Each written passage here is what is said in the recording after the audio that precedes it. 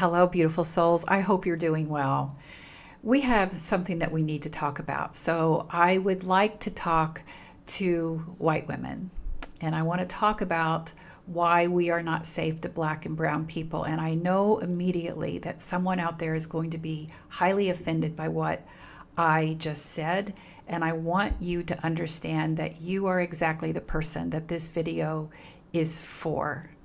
So this comes up because of a post I made on my social media channels that really got a lot of attention because we are having trouble taking accountability. And I talk about we, I'm talking about white women because the teacher teaches what she needs to hear. I'm not just preaching to you, I'm listening to what I say because it's also a reminder for me. But it's so important, especially where we are in this history and time. We need everybody showing up the best version of themselves, completely deconstructed and decolonized as best as you can, or at least willing to do the work, and being open when someone wants to call you in and correct you on behavior or things that you may say.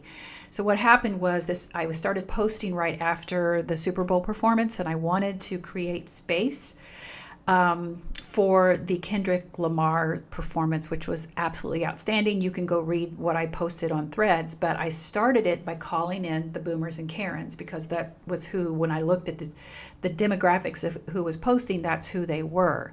A lot of people took offense to me using those labels. Now, the first thing I would say to that is I'm not the one who created those labels. I use those labels out of respect for the people who created them, which is the oppressed, Black and Brown communities, some LGBTQIA+, because they have been so harmed by these demographics. So calling someone a boomer, which I'm one, isn't ageist any more than calling a white woman Karen is sexist.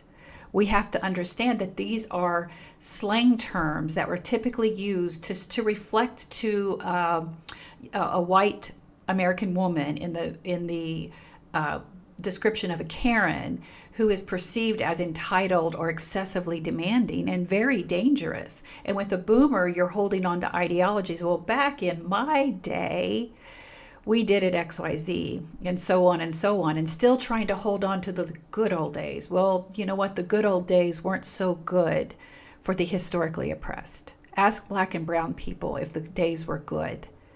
Ask the LGBTQIA+ community if those days were good. So what they're remembering was a time when people were afraid to speak up, were afraid to show their authenticity. So back to the post, people were really upset about, they talked a little bit about what I posted with the halftime show, but they were more honing in on how dare you use those words to label me. But the first thing I wanted to ask is, why are you upset? Because oftentimes the reaction proves the point. You're feeling this shift and you're uncomfortable with it. You do feel called out because there's something there that actually your reaction is justifying the label.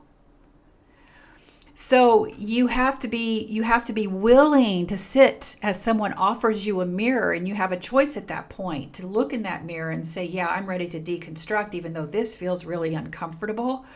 Or I'm just going to knock it out of their hand and I'm going to distract them by saying, how dare you call me a Karen?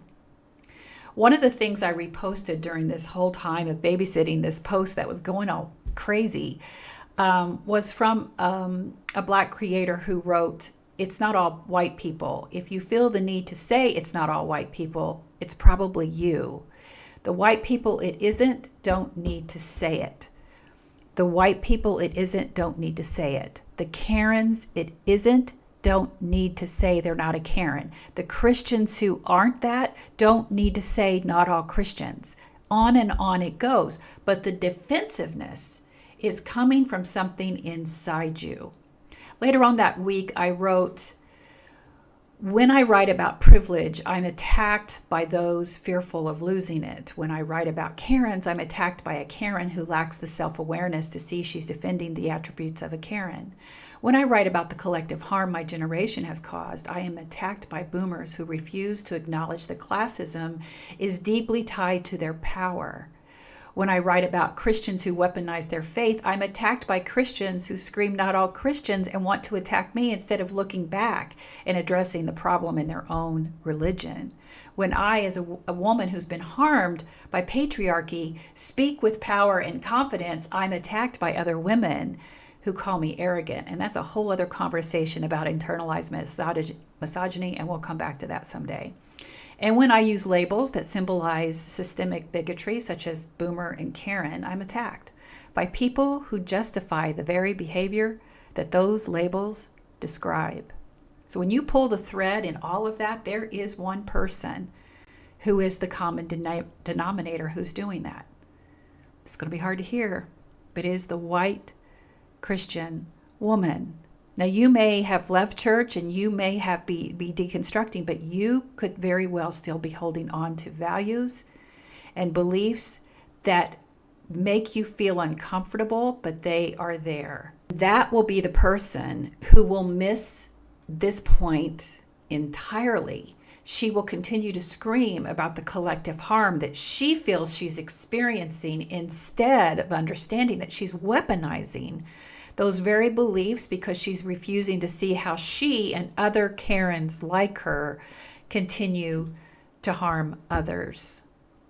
So this is a really important point. And real quickly here, I just want to say that it doesn't mean that you're a bad person. That's also, there's this differentiate thing that says you want to believe that being called out or being called up or being called in means that you're a bad person, because we've been taught to believe that way. We've been taught to believe that if we do something wrong or make a mistake, that means we're a bad person, and that's not it at all. What makes this whole situation harmful and dangerous is when you've been called in and then you don't change your behavior. Then you're holding on to racist, bigotry, prejudice tendencies that can truly harm others. So this defensiveness is not harmless. It's a weaponness. And when you make the conversation about your hurt instead of the systemic harm, you are shifting the focus away from accountability and back onto yourself.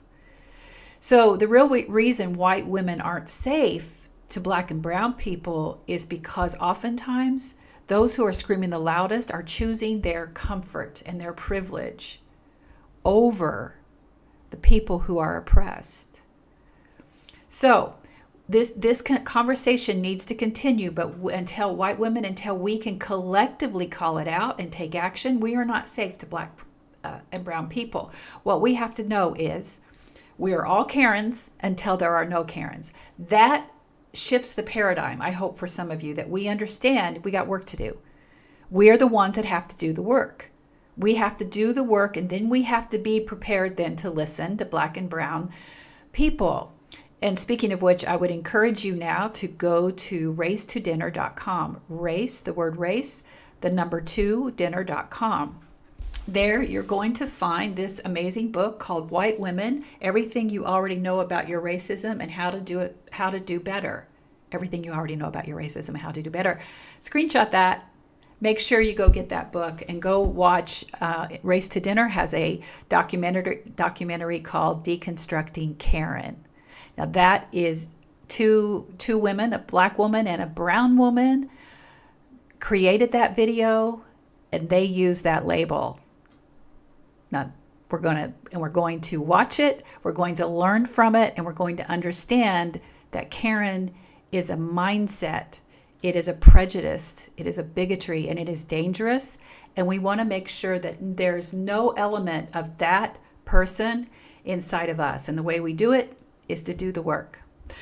Okay, so now just take a deep breath. And if you let us know in the comments a question or suggestion that you have for other videos, we'll be happy to put those in the queue and see if we can do something with them in the future.